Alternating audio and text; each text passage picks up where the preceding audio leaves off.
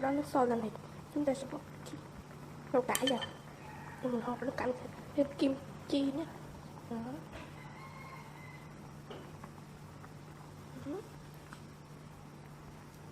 Nhiều nhặt nữa.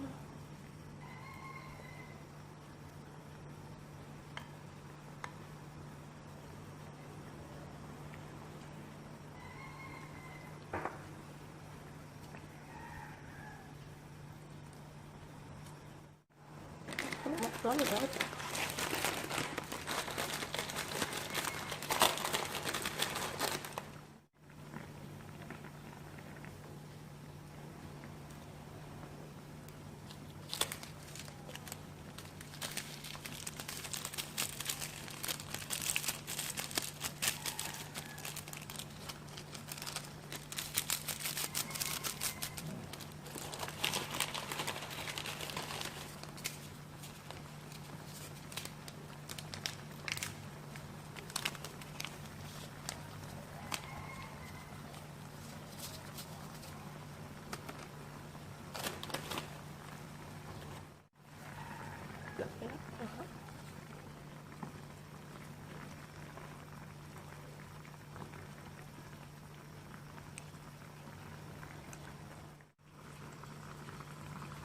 Hoàn thành bị Puki.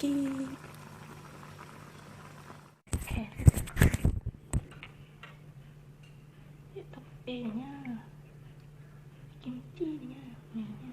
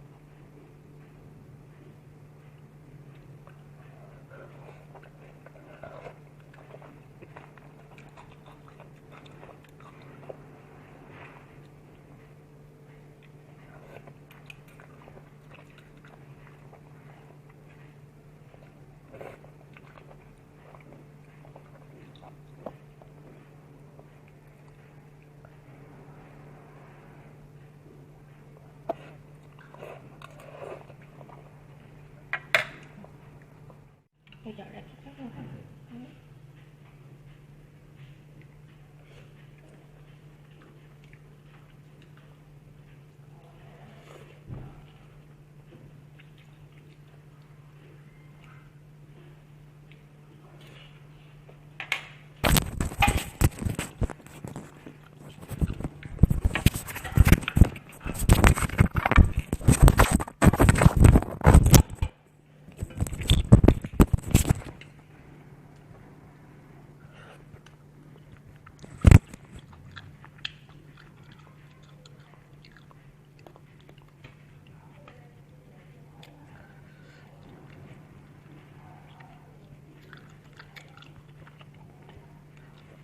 không cay mấy, do là cái ớt đã pha sẵn thì nấu với cái Puki là nó không có cay mấy, còn tụi mình pha với ớt bột rồi tụi ớt vô là sẽ cay.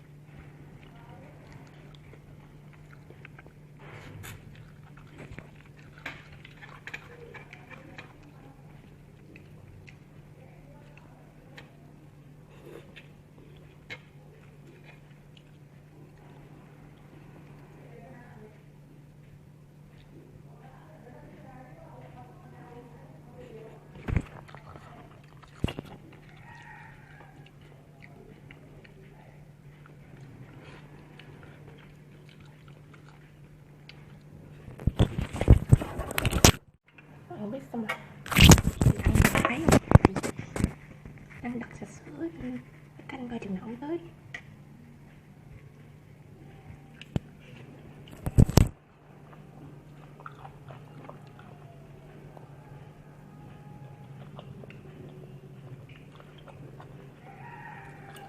trà sữa rất là ngon luôn.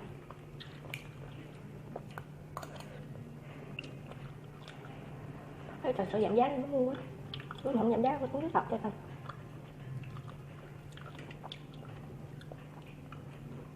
Ăn được 14.000 một ship, hay được 47.000.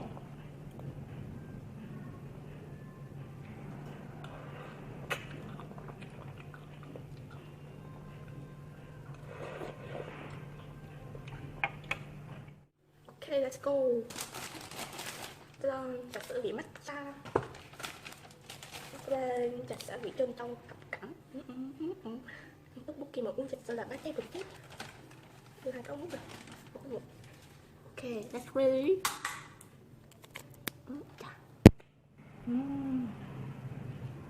Sao phải đếm tiền rồi này? Sao?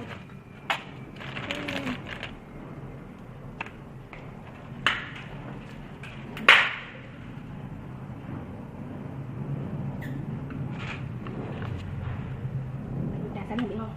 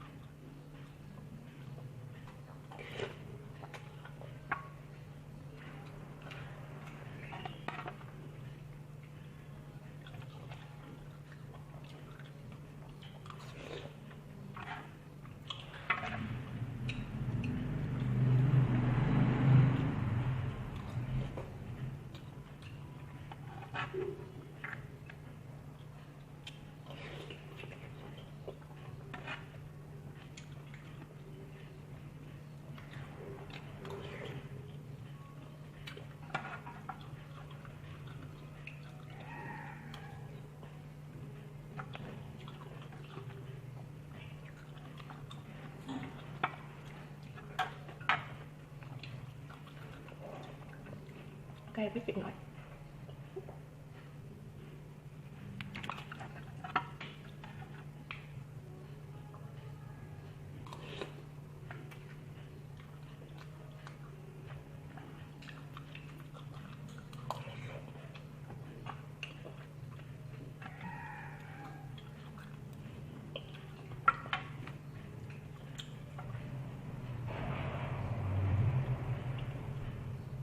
Nó ăn như là thôi chắc. Để bụng đấy. Để bụng đấy à. Thật sự cái có một mình là đã ghê. Trời đất ơi. Nó bấm đăng ký vào like nhá. Nhá.